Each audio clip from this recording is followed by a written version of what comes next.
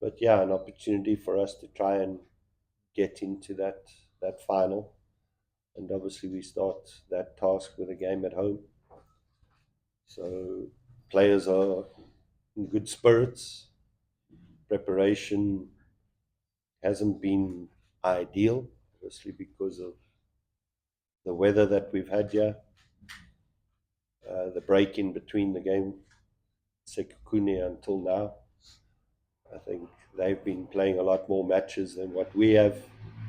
We even struggled to get friendlies this side of the world and finding facilities to actually play those friendlies, So preparation hasn't been as good as we would have hoped, but players have responded in the right manner. We've done our best in terms of the preparation that we can. We're fortunate that we obviously have the artificial pitch that has helped us, but it's also brought a few niggles here and there. Um, we've had a bit of unfortunate injuries with Lorenzo breaking his nose against Sekukune, which is obviously puts him in doubt for the game against Pirates. And then we lost Carlinhos to a long-term injury. So he'll be out until probably February, March, if we're lucky, which is unfortunate, but nature of the game. So yeah, that's where we currently at. Thank you, Coach. We'll take questions, Mark. Can I ask you two questions? First of all, the first leg at home versus the second leg at home, is that much of a factor these days at the high standard that you play? And the second one, just in terms of Pirates' qualities and where you think you can hurt them. Yeah, I think first and foremost, Pirates playing at home or away is always a home game. They get massive support, they get massive crowd, but on a personal note, I've always felt the fuller the stadium, whether it's your spectators or the opposition spectators, it makes you raise your game to another level. So I don't think that plays an effect. I think the fact that obviously still in this competition, away goals count. So it's very, very important to look to keep that clean sheet, especially when you're playing at home. So I think that's got to be the primary factor for us to make sure that we give ourselves more than a chance when we go away from home. So I think that's very, very important for me. And their qualities and their. Yeah, the qualities, they got so many qualities. They got a massive squad to choose from. Um, their preparation has been exceptional. Obviously, being able to go to Spain and play against the type of opposition that they've played. But at the same time, we saw them drawing away to a team from Madagascar. So they do have frailties. So we've got to go out there with a full belief in ourselves, uh, know where their strengths lie. They are a very good team on transition into attack. They're a team that likes to build up and play through the phases. Uh, Players with technical ability, Mafokeng, for example, in 1v1s, very, very dangerous. So, we've got to be aware of all of those factors. I think that's important. What type of holding midfielder do they play with? Do they go with Makalo? Do they go with Miguel Tim? Different type of players, So, like I said to you before, for me, it's about us being brave, backing ourselves, and looking, especially at home, um, to play with that positivity and that belief and take the game to them. Okay, Sandile. Coach, just with the opposition in mind, of course, but just having seen your team play now, just what's your impressions in terms of just the capabilities of your squad? I think we've done a very, very good job in terms of the players that we've brought in for this season. I think we have a lot more depth in our squad. The good thing about last season was the amount of youngsters that we gave opportunities. Bringing in those new faces has raised the level of a number of those players. We're seeing Kaká playing at a different level. We're seeing Shaquille, April playing at a different level. We got Gabby, Amato playing at a different level. All these youngsters are growing and getting better and better purely because of the quality that we've brought in. So it's made my job a lot more difficult now versus last season. You know, I didn't find that the youngsters were entirely ready, but this season I can see that they are.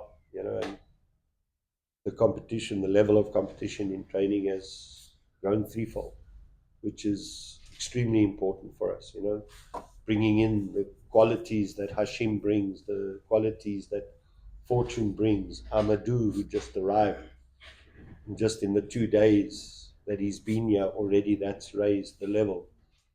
Prince now being fully fit again, and the qualities that he possesses. So we have so many options now. When I turn and look at the bench, I can say to myself, well, there's a lot of quality here that can actually help us. You know, so I think that's a positive for me. Rob? Coach, you mentioned all these options. Mm. Are any of them, will they be available? And I mean, I also see you've got more options coming up with people like Nadada making his way back. Yeah, well, Amadou, as I said, he only arrived on Sunday. Now it's the process of the work permit, etc., etc. We're hoping we can get all of that done and dusted by the second leg. Don't think it will happen. I don't think we'll be that fortunate to get the work permit by the time we play Pirates. So, yeah, he'll be ready then. Thabo Nodada, he's now started field training, running. So, but the likeliness is we're still looking around about October for his full recovery. The youngsters, as I said, the youngsters are all doing extremely well. And I'm very, very happy with the progress. And, you know, the young players, they can surprise you. You know, I had the Wits Academy for many, many years. And there were players that I thought would make it that ended up not making it. And those that I thought wouldn't did. And I got proven wrong a couple of times already here with some of the youngsters, you know. Sipa Mandla, as well as another boy from the youth. He's really made leaps and bounds, progress. Extremely, extremely good defender, a lot of pace, a lot of speed. So he's just added a lot of value. And as I mentioned before, Yabi Amato, the progress he has made, and the confidence and self-belief that he has in himself is exceptional, you know. So that just bodes well for the future of the club. Kakeshi, playing a team of that caliber, of Paris caliber, how big is your job to motivate these players? It's not big. Players are obviously aware of the qualities that Pirates possess. They are aware of, you know, the status in our country in terms of Orlando Pirates. So they go into this game with a lot of self-motivation already. I don't need to motivate them. And yeah, I think that's the key factor. It's all about us just getting the game plan right. And I think that's the importance against Pirates. Can we frustrate them? Because we know, yeah, in South Africa we have a very fickle crowd. We turn on our teams very, very quickly, and that's got to be our purpose. You know, make it difficult for them, turn the crowd against them, and then you stand even a greater chance. Coaches, obviously we at the start of this capacity project. We've obviously been managed to see what has happened here within moving to Durban. And then we've obviously seen what's happened to Stellenbosch having to play games as well with what's on stake. For Cape Town City as well, some of their own matches obviously won't be played at Cape Town Stadium. Seems like there's sort of a clash between soccer and rugby in the city at the moment. for venues. How do Cape Town City or you as a coach feel about that in the long term run as far as it's concerned? That sort of thing for you as a coach and the city as a club as well. I think firstly the Maritzburg issue is slightly different to because the rugby's got nothing to do with what happened to Maritzburg. But obviously, yes, obviously we do come second to rugby. That's just a fact, especially with the success that rugby has had over the past few years. You know, that's the sad part. And unfortunately, here in Cape Town, we're not blessed with many stadiums that can be utilized. You know, so that's always been a struggle. And I go back to 2016 when I came to the club. We spoke about wanting to turn this into a stadium. And I think the biggest challenge has been trying to get that lease in order for us to build our own stadium, because we know the challenges that we're going to face at the DHL. And I don't blame management at DHL Stadium, you know. The Stormers are there, the events, the live concerts, all of that brings in a lot of money in terms of maintaining that facility, you know. So we're well aware of that, you know. The unfortunate part, we were talking about it this morning, is that, you know, we don't come second to professional rugby. We actually come second to amateur rugby. You know, the under-20s World Cup, in my view, shouldn't be taking place at Athlone, because you're taking away from a professional football club the ability to play at Athlone. We understand the DHL stadium, you know, but did you need to really use Athlone? You understand what I'm saying? I think that's a sad part for me, you know, but those are the challenges we face, and we just have to try and deal with them the best we possibly can. You know, it's sad to see Stellenbosch having to go to Durban to play their home game. But, you know, this year also it's been the most rain, etc., etc. You can't really put pure blame on a single person, because the weather hasn't helped. You can see our training pitch, you know, it's in the worst condition it's ever been since I've been at the club. And that's nature. No one else's fault. You speak about turning what you've been into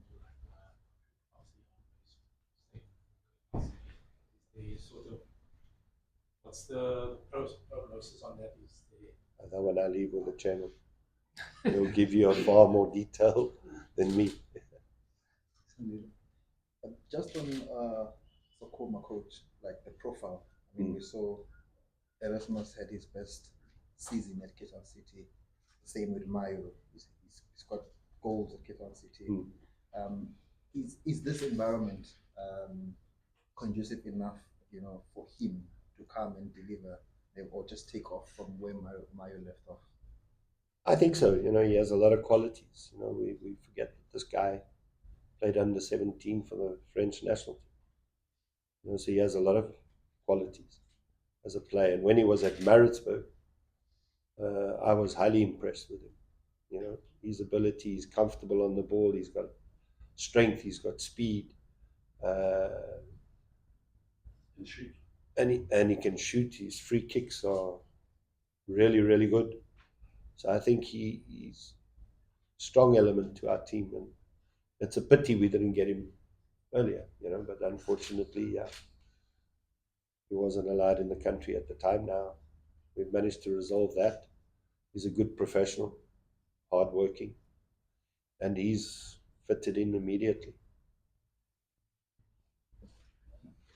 Coach, are you still expected to strengthen the team? Can you budget your?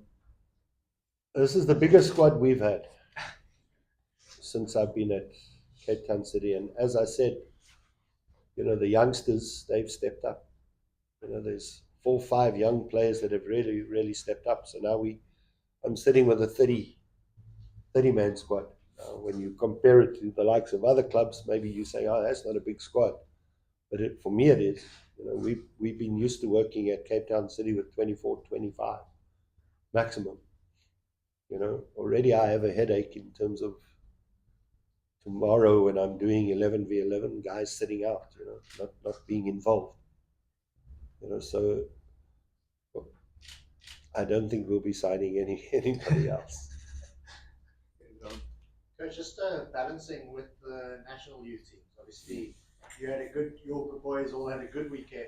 Shaquille scoring, Neil scoring, and Kasafa's coming up. Is this something you guys have planned ahead for? Yeah, I think, the one sad part, I would love those competitions to also coincide with the FIFA breaks.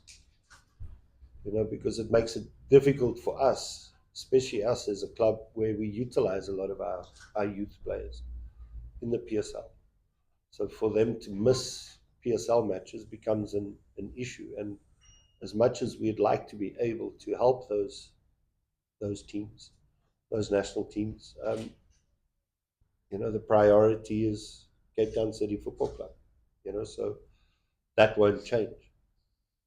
So we're happy to see Emil going and achieving what he achieved there. Shaquille, as I said, he stepped up his game, and it's no surprise for me that he done so well there. Jody is an example. He was called up to the under-20s, and I couldn't allow it because we had the game against Sekune. Causes another one who unfortunately was injured, so he couldn't participate. But I think, the club has to come first, unfortunately, especially with those competitions that fall outside of the FIFA window. So, if we can, we'll obviously always allow them to go. But first is Cape Town City Football Club. Michael brag about his goals. Yeah. Why were you so crap in the cups last year? Was it just coincidental, or? Thanks for that question. No, I think, I'm not sure, to be brutally honest with you.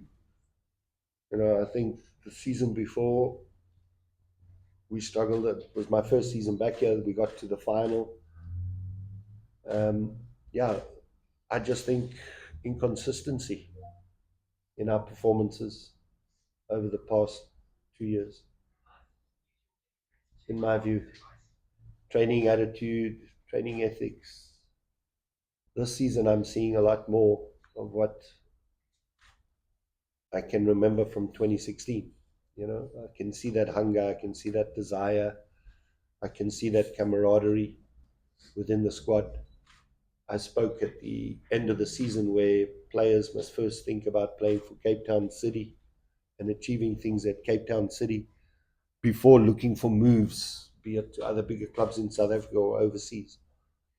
And I think that message the players have understood now. So I can see that we have a squad now that really wants to achieve things and win things, But yeah, you got to do it on the field. That's key. Last two.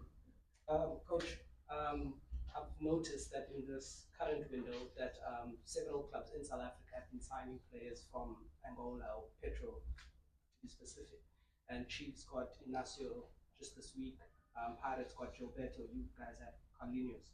What's the appeal, or is there like some scouting trend that is going on here with finding players within the continent who are particularly maybe at Petro, at a club like Petro, who's consistently in CAF competitions and stuff like that? So what's the idea behind scouting in countries like that within the continent? I know for a fact, even when I was at Pirates, we were chasing players from Angola. Angola then market difficult to bring a player from Angola to South Africa because of the amount of money that they were earning there. So I think that market has changed. So it's opened that window for those players now to leave Angola to come to South Africa, where they can actually earn more than what they're earning in Angola. In the past, it wasn't like that. I can tell you, for example, Gilberto And just to show you how quick this, about 2 seasons ago when we played in the Champions League, we wanted to sign him already then, but we couldn't afford it, So obviously things in those markets change, which then opens up opportunities elsewhere. But that's our reality, Sundown's reality versus ours is chalk and cheese. So it's, they can get anybody from any part of the world. We can't do that, Indeed. Coach, just on Jaden Rhodes. Yes. I mean, I think I can say he enjoyed a breakout season last term. I mean, going to COSAFA as well. In terms of the expectations from you from this season, like what sort of role are you earmarking for him going into the season?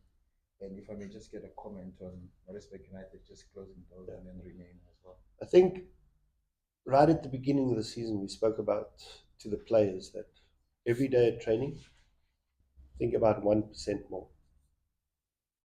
1% more. Every day that you come in, can I add 1% more? 1% more to my effort, 1% more to my work attitude, 1% more in terms of my tactical approach to the game. And I look at Jaden. Can Jaden one more assist? Can Jaden one more goal? That's got to be his objectives. That's got to be his targets, so that he's building himself. Because we can see the talent. Talent is there. Now, can we turn that talent into consistency and raise the level? Because we have to raise the level. Sundowns is walking with leagues at the moment. So all of us Pirates, Chiefs, everybody, we have to raise the level. But it's not the coaches only. Yes, us as coaches, we have to raise the level, but the ones who perform in the field are not us, it's the players. So they're going to have to raise their game. You understand? You want to put bums in seats. You want to compete against Sundowns. You've got to raise your level individually. So that has been the message that we've been relaying to players who have that talent, like Jaden, And this is my view. Today in social media, it's so easy to put someone up there and make them superstars. And sometimes it's too soon, and they need to stay grounded. And Jaden needs to stay grounded because there's a lot of room for improvement, in my view, with Jaden. And then Maritzburg. Yeah, obviously sad. But Maritzburg is one, Wits is another, Highlands is another, Bloem Celtic is another. I was watching a game last night. Platinum Stars is another, all teams that have come and gone, which is obviously sad. And Maritzburg played a big part in KwaZulu-Natal in terms of development. Because for me, that's a key factor. Clubs that are developing. Maritzburg was a club that was developing players, and for that club to now disappear, that means our development is losing. You understand? Wits, when it disappeared, our development is losing. Islands, our development is losing. That's the sad part, because all those clubs were highly involved in that aspect. Okay, thank you.